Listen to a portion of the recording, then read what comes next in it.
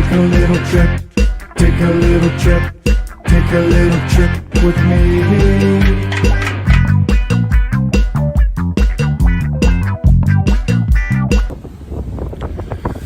It's June 23rd, and welcome to Driving Forward Podcast Tuesday trip. Took me half the summer, but I finally got one done on the boat. First half of the summer was full of rain here in Minnesota, and now today we've got a pretty good day to going. It's a little overcast, but we had a great weekend. Can't complain at all. So great weekend, 80s, 90s. It's a little windy right at the moment, so if there's some background noise with the wind or with the waves, that's what's going on. I'm floating around on Gull Lake in Minnesota, in Brainerd, Minnesota. Next week we'll be up here with the Minnesota Trucking Association annual conference. They have a great event every year, great event, about 500 people or more every year. I've been coming to this event for a long time. Been a member of the Minnesota Trucking Association in one way, shape, or form for the most part for my entire professional career. So always excited to come out and see all my friends here next week. We have a bunch of people from GLCS that will be there. Robert Bain, myself, Robert Bain's wife, so she does exist apparently. We have Mike Turner, Melissa Hetland, and Maria Lupke will be there as well, and then Jenny Malafrena from Virago Marketing. We'll be representing freight movement as well. So if you're around Tuesday evening at the Minnesota Trucking Association annual conference, come on out. We're sponsoring the first evening's cocktail hour, the bar event. So love to see everybody there. So I couldn't pass up. I've been silent on social media, and I gotta say, I meant to take a week or two off. That week or two turned into 3 pretty easily, and it's been kind of nice. After a year of posting 1 or 2 things nearly every day, it was real easy to not post anything for 3 weeks. And that's going to change here again soon. There's many reasons why I'm going to pick that back up. But it's actually changing today for the most part. So we're back on. The podcast started last week again with live events. And we're back on with everything as usual. So that being said, I couldn't resist talking this week about Crowdstrike and their product Falcon. Now, Falcon's a malware monitoring tool, and they pushed out an update. I'm sure everybody and their brothers heard about it, even your grandma has. And it took pretty much everything down last Friday. Everything down.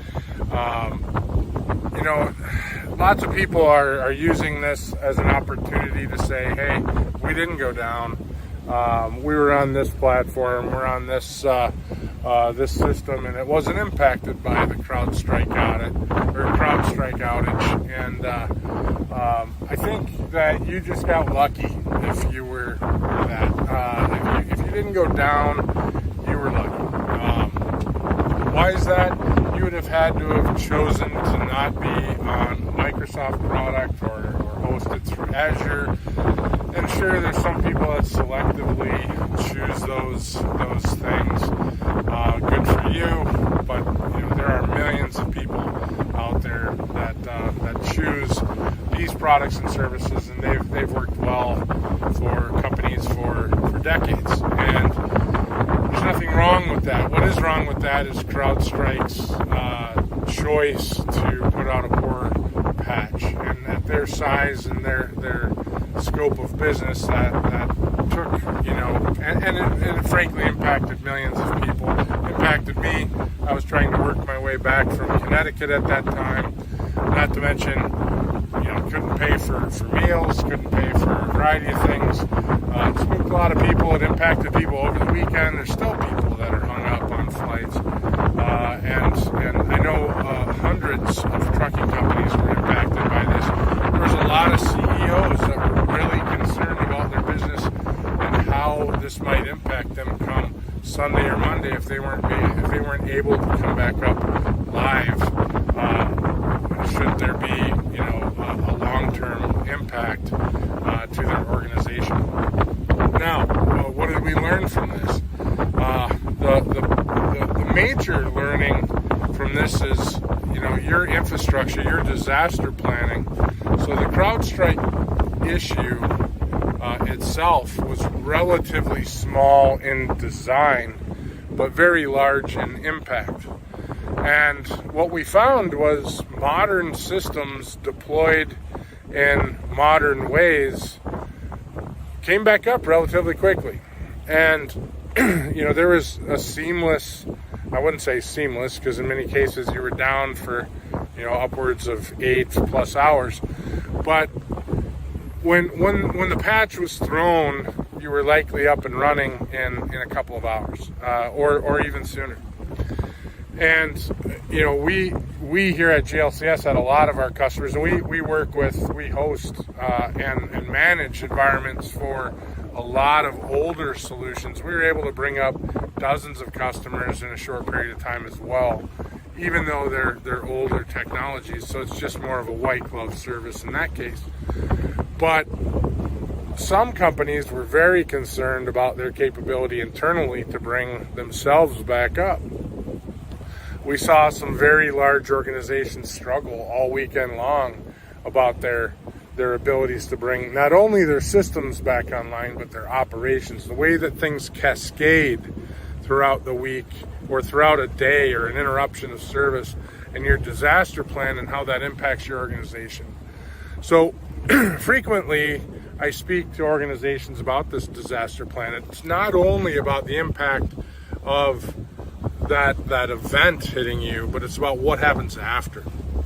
What's your plan when you do have a system outage?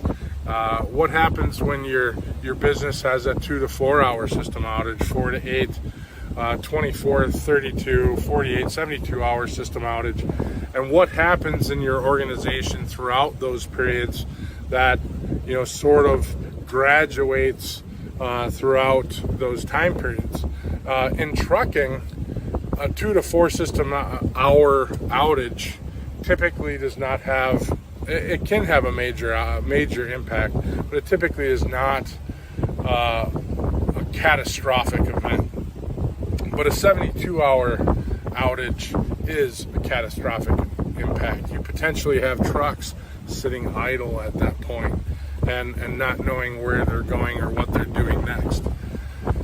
So building that plan and understanding, what are you going to do should something like this happen?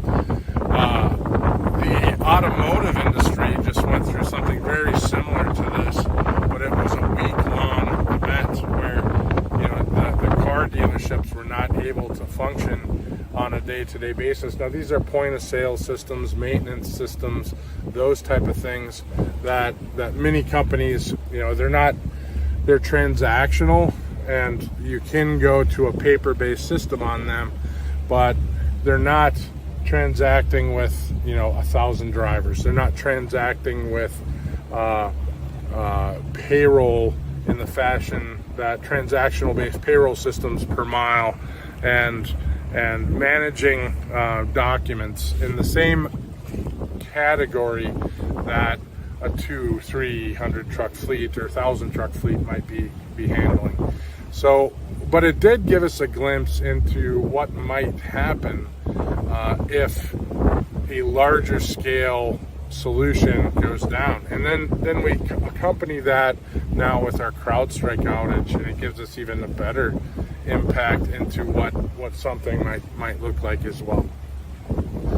So this week, Thursday, I have Cameron Robertson on. He's the CEO of 3PL Systems, and I'm positive that Cameron and I are going to be talking about this in depth. I'm very interested in what Cameron has to say about this. We've already exchanged a few public responses on this, but I've largely shied away from talking about this online because I wanted to talk about it with Cameron on Thursday, and I'm excited about that. So it's good to be back in some way on social media again. It's a monster in and of itself, so I'm excited to start interacting with everybody. I've been enjoying the lake and spending my time out here on the boat as much as I'm able to do so, and plan to continue to do so for the rest of the summer. It's a real hazy day today, as you guys can all see out here. For some reason I'm unable to flip my phone around, but stay curious, stay informed, keep pushing the boundaries of what's possible. Until next time, drive forward with purpose and innovation.